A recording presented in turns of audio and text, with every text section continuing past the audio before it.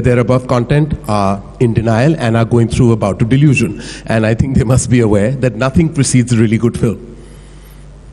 Having said that, you started off as a filmmaker. Aditya Chopra, your dear friend, literally forced you to be a filmmaker. Today's day and age, Dharma Productions is bigger than YRF. You're doing a Netflix deal, you're on TV, you're hosting shows, working with Ranbir Kapoor to Ranveer Singh, launching Varun, Alia, all these newcomers. I mean, isn't that the truth? Business-wise, would you say you have the biggest production house right now in the country? Most influential person too? We just released a film a couple of months ago that was a global disaster. Yeah. So it really was quite a setback for us. So on the foot of that you're saying these kind of things, I don't think there's any such thing as anyone larger than another studio. I think everyone's doing their bit.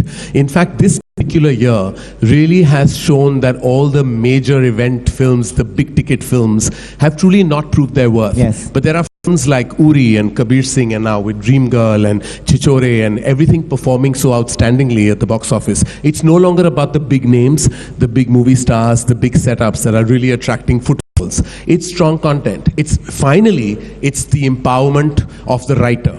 I think that they are the powerhouses, not a Dharma, not Yash Raj, not Fox, not Sony, not studios. Writers are the strongest force today in cinema. What they create, what they put out there, and how they put out there. And finally, I'm so glad that we are an industry that is acknowledging the writers. And I think that's happened largely because of the digital revolution.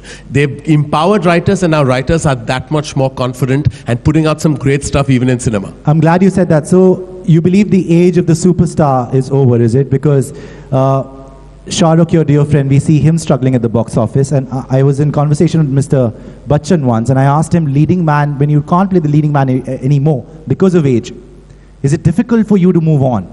He said, nahi, samjhauta karna padta hai apne aap se aapko. Well, where do you see him going from here? Like somebody like a Shah Rukh Khan. He's a terrific actor. He's a mega star and an outstanding actor. And I think that, everyone, like I just spoke about a failure we had, and maybe he's had, a few films that may have underperformed. But you can't grab the fact that he represents superstardom in so many different ways. He has a majestic aura about him, and every time you say superstardom, you think Shah Rukh Khan. And that is never going to be grabbed away from him. And everything that he ever touches and does, it's always going to create that kind of noise level. And he's taken a year off only to analyze his situation. And when he does come back with a film, it's going to be the talking point of the industry, fraternity, and audience space all over again. So you can't erase somebody's lineage, somebody's talent by a few setbacks. It's not possible. Not at all. He's way above it. Not at all. But as I was asking, the superstardom, is that now not going to play a role? I don't think anyone should consider themselves a superstar. Suddenly, today, the audience is that superstar. The writers are the superstars. Content is the superstar. It's no longer about, just because you are a big name, either as a producer, director, or as a star, it doesn't guarantee any success. Right. Finally, I think the audience is smart enough, is much more discerning, and it's out there to prove their mettle.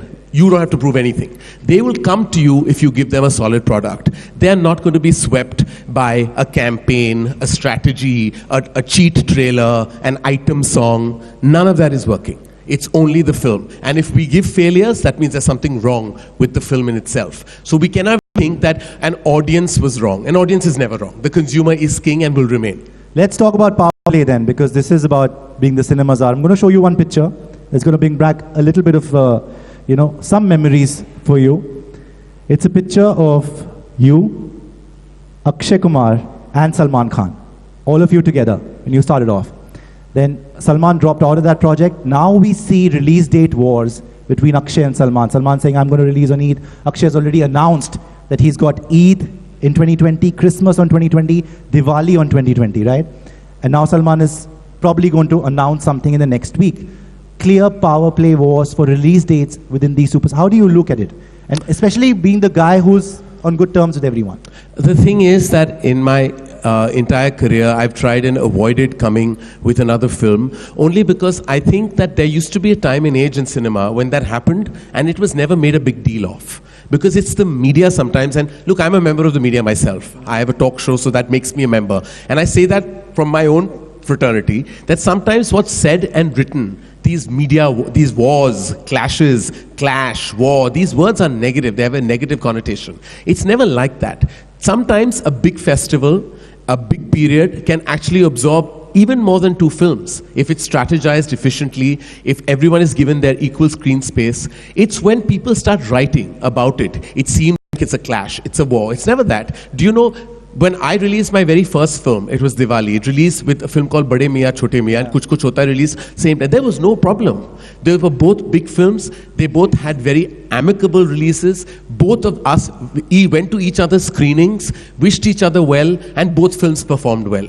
Dil and Ghayal have released on the same day. Lagan and Gaddar have released on the same day. There is no problem with 2 films coming on the same day. But when people start making it seem negative, it seems like there is a war, there's a clash, there's some bad blood. There isn't any. Salman Khan and Akshay Kumar are bona fide movie stars. They can both come on the same date and both have equally successful films. I don't see a problem. There were problems. Why I ask you is this: there were problems between you and Ajay when Ae Dil Hai Mushkil and Shivai released.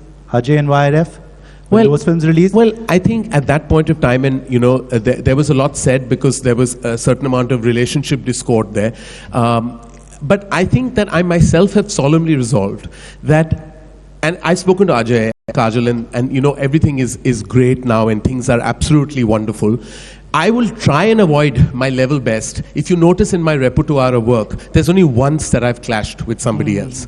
We've never tried, because I always believe that it's best to kind of not go into that media zone. But sometimes if it's not avoidable and it's something that you cannot avoid, then you will have to. Yes, there was that one juncture between Shivai and Ae Dil, and I don't look at that part of my life very pleasantly, because I feel like it didn't make me feel good, and I would never want to do that, because Kajal is somebody I've known for now 3 decades, and there's no way that I would ever put her in that situation or put myself in that situation again. Right, so Shah Rukh has taken a year off and there's no problem between Akshay and Salman, according to? There is no problem. There is no problem, and they will both endorse this, say this. In fact, I've been there when both of them have spoken very highly of each other. Always. There's a lot of respect, mutual love and admiration that the two of them have. And I'm sure this Eid, with both the releases, will be a solid Eid for the fraternity. Okay. Talking about you, Karan, you know, why I was so excited is because I never liked Karan Johar movies growing up. I mean, everybody was crazy about Karan Johar movies. I thought they were overtly dramatic, they were suffocating, fake emotions, forced emotions. But then I sent you my review of Ae Dil Hai Mushkil. But I started off it like that, but I really loved that film. And I thought you really came into your own with that movie. Your journey in the industry, you know, I always wanted to ask you, why has there been so much crying in your films? I mean, you watch Kabhi Khushi Kabhi Gum, it's like one emotional roller coaster after the other. Look, I have always been a very melodramatic person.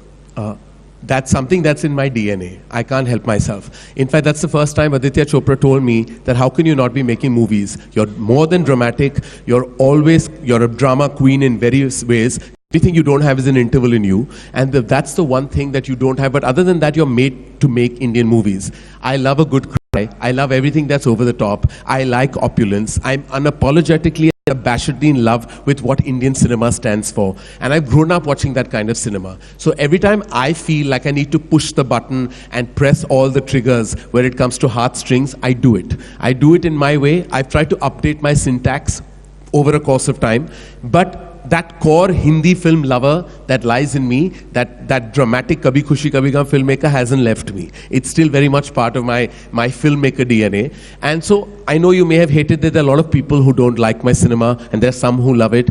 And I actually agree with both, because I understand why people would diss cinema and diss what I stand for. And I appreciate those who love it as well. I understand. I'm also somebody who's constantly trying to be relevant in this day and age, to kind of update. Like, I'm glad Ae Dil resonated with you, but there are several who the film didn't work for at all, and there were polarized responses. But that particular film was a piece of my broken heart, and it was a love story that I had embedded in my heart, and I needed to tell that story. So if you ask me which is my most pleasurable filmmaking experience, it was Ae Dil Hai Mushkil, because I wrote it like that. At the end of the day, I said, I want to do with these characters. Everyone says Ranbir's a crybaby. Why is he, he's so rich, he's so wealthy, he has a private jet and he's crying. I'm like, emotions, don't come with a balance sheet. Like, you could be the wealthiest person in this world and you could be sad from within. It's okay to tell a story of a rich, sad man. It's fine. I did it and I'm not apologizing for it at all. Rich, sad man. I mean, that was sort of, you wrote that film, you got out of that phase, you write in your book. You also wrote in your book that if I was to talk about my sexuality, I would have to deal with FIRs. Article 377 is gone now. I think in the morning that I woke up, and I know there was an entire movement that worked towards the abolishment of Article 377, I just woke up and I cried. I cried for the community. I cried for the fact that there was finally freedom, there was one love and equal love for our great country. Too has supported this. I think it was a very, very historic movement, an historic judgment.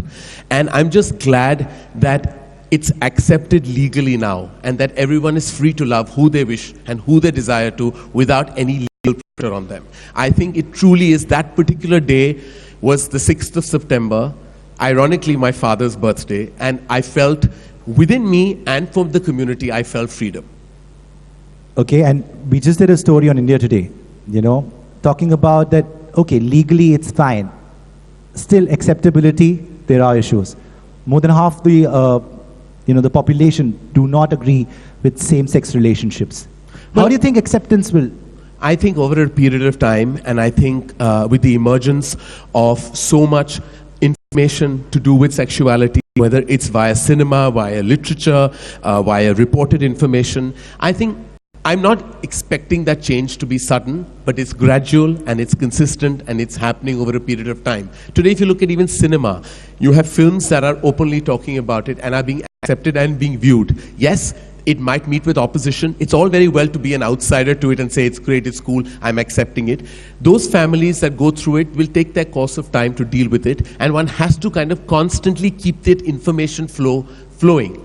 Because I firmly believe that this will happen. And I'm hoping that the next step is that gay marriages are allowed in our country, and that is the next step that I hope for, I aspire for, as an Indian, as a human being on a humanitarian level. I hope that happens too very soon. There was this clip of your party, Karan, that I just showed Vicky. You want to refresh your memory and see it? What happened there?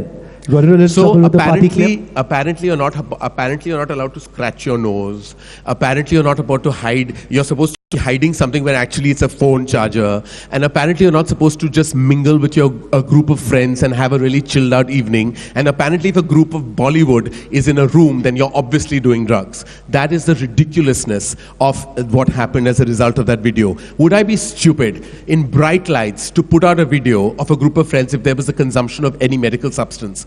My house, where I stay, and everybody who's visited my house, my mother lives on the same level as that particular drawing room. She was with us, sitting, she had dinner with us, we were chatting, it was that kind of evening. She went back and then this video was taken, and after that there was this big uproar on social media, and I was really angered with the kind of responses that were coming in, and then I was amused at how ridiculous it is. A group of friends, and you can see that, people were analyzing ridiculous things.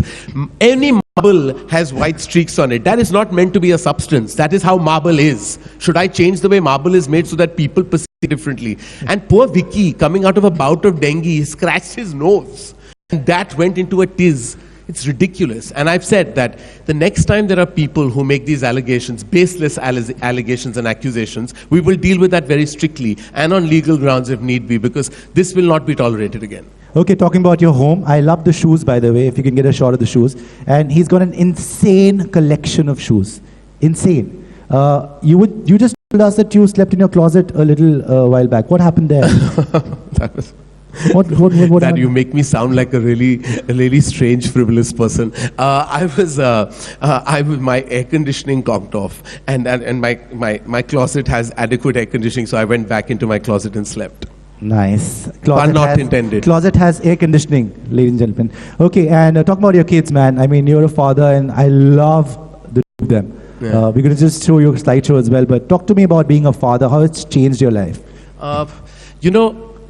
Initially, I remember when I held my babies, it was a feeling of like I couldn't explain and understand what I was going through, because I couldn't believe that there were extensions of myself that were there, physically in flesh and blood. And then over a period of time, I realized that actually I've never had a love story in my life. I've made many. I've never been in a successful relationship, or not in very many actually. It's always been tough. Love has always kind of missed me in some way. And then there was Yash and Ruhi, and I felt like this is my big love story. Like when I hold them and they say, Dada, don't go, or Dada, I love you. And I'm like, every time I go through a melting reaction, like I cannot believe they're mine, and I have 2 children that I can hold, own, love unconditionally. It's really a love story that doesn't compare to anything else that's ever happened in my life. It's amazing. I mean, looking at the picture right now, this is an old picture. This is when they were still 9. They're very young. Yeah, this is the one. You were telling us about parenting, that you let them do whatever they want to do. You know, I realize that we say the most ridiculous things sometimes without meaning it. We get politically incorrect with our children. And as young parents, I'm not young anymore, but my advice to everybody is that we tend to say things like, oh, don't, like I stopped somebody in the house and saying, why are you crying, Yash? Don't cry like a girl. That's ridiculous. Why should you say that? Crying is not just a woman's prerogative. It should also be a man's prerogative. Let him cry. He can wear pink. Why stop him from wearing pink? Why should the girl always get the doll and the boy should always get the car? These are ridiculous things that we do to our children. We put things into boxes, and then we realize that it's impacting the DNA of the man in several ways, because we've said these things in their growing years. The only way to have a healthy community of men and women is you do it from the start. You say the right things, or rather you don't say anything at all. You let them breathe freely, and you let them just be the person that they're going to turn out to be. Whether they're straight or gay or they tilt towards any sexuality, that's their prerogative and their choice. You cannot divert them into directions because of yourself as parents. Right. And I think that's very critical, that all parents must understand that children are very impressionable, and things you say to them really matter, and they go into their grey matter, and that's something that you need to kind of always worry about. Straight from the heart. And on that note, the best part of this conversation, rapid fire with Mr. Rapid Fire. Are you ready, sir? Oh God, Huh? okay. Okay. What do I get at the end of it? You get a huge round of applause by the audience if you do well, right? Okay. Ready? Who's the better actor? Okay. And I want answers, Karan, no diplomacy now. Better actor, Shah Rukh Khan or Kajol? Shah Rukh Khan. Shah Rukh Khan is the better actor. Okay, nice. Who's the most attractive man in the industry right now and all time? Who is the most attractive man in the industry? As of now and all time. Shah Rukh Khan. Shah Rukh Khan.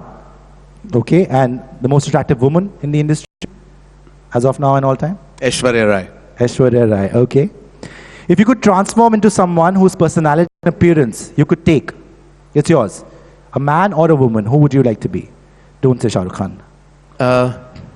If I could transform into someone, firstly, it's very difficult to transform into somebody else. Even in your head, you admire them, so you don't want to transform. But I really want to be Meryl Streep for one day. Meryl Streep? Yeah. I mean, I just want to get into her head. And I just want to be that brilliance for just one day. If I can just acquire her brilliance for one day, I'll have reached some kind of nirvana. No doubt. Greatest actor of all time. Okay. Rank in order. Best to worst actress. This is what you do. Deepika, Kangana, Priyanka, Kareena. Deepika, Kangana, Priyanka, and Kareena. Best to worst actress. Let's see. Deepika, what did you say? Deepika, Kangana, Priyanka, and Kareena. Okay, I'm going to go with... It's tough, because I think there are 3 actors that are on an equal level. Actually, all of them, very interesting choice of actresses. I'm going to say Deepika and Kareena on 1 and Priyanka and Kangana on 2. All right.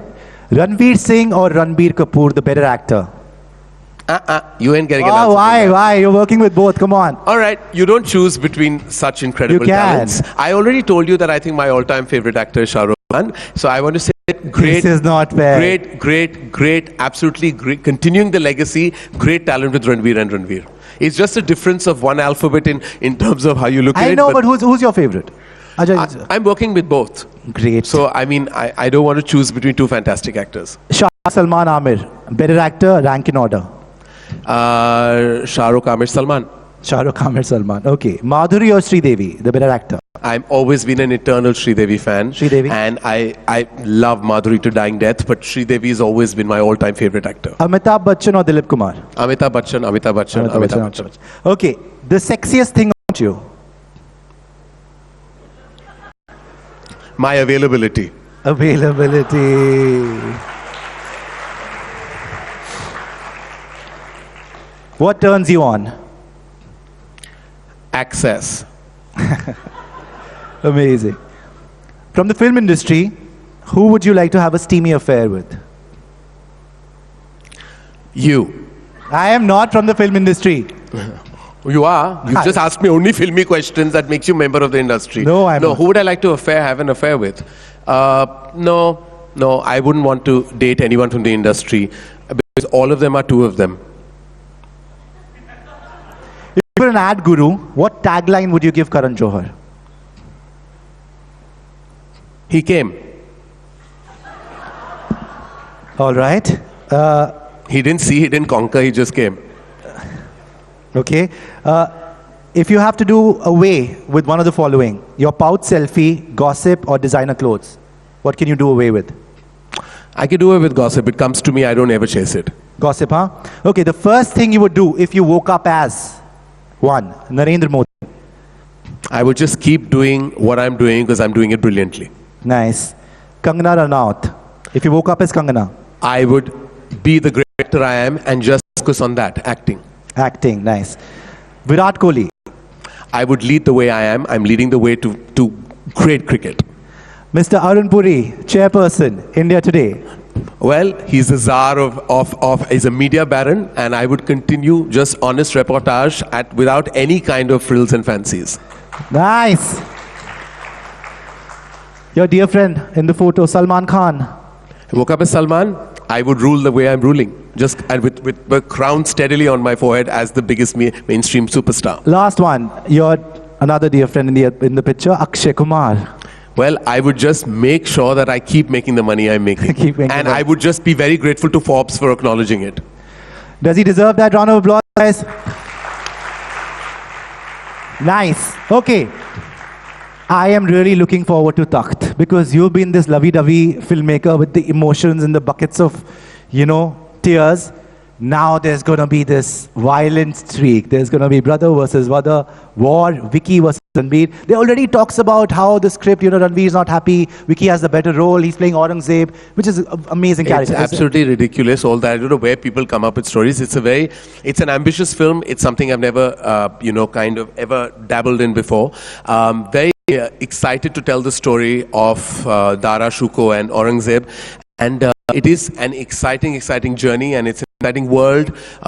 It's, of course, a film of two ideologies, and I just hope that finally it resonates. And what deeply impacted me was the fact that how relevant the narrative is even today. Congratulations, by the way, on the Emmy nomination. If you guys don't know already, Last Stories got nomination, International Emmy. Talk to me about that. You've got a big deal with Netflix coming up. You are everywhere. TV pe dekho Karan hai, commercials, India Today, everywhere. I'm like that aloo, no? You put everywhere, and it tastes good. Thank you. Last Story got nominated at the International Emmys. Big achievement for all of us. We're really excited. We got the news yesterday in the evening. It's an anthology that Dibakar, Zoya, Anurag and me kind of started with Bombay Talkies going into Lust, and now in Ghost Stories. It's great that, something that we do as an expression of our creativity is actually creating its own stir. Netflix is a supreme partner for us in our digital company, Dharmatic.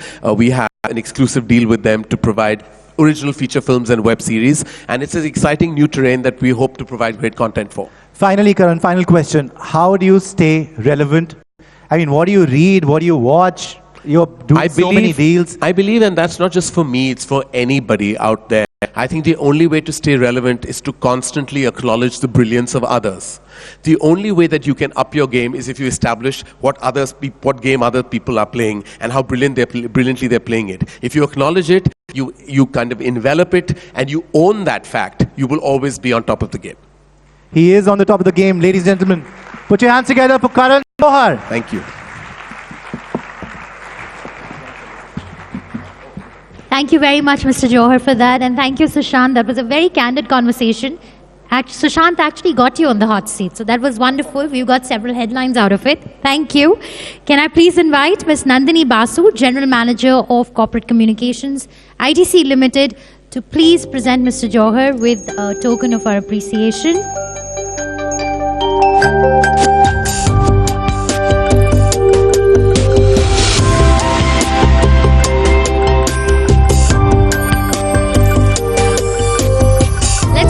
Once more for Karan Johar.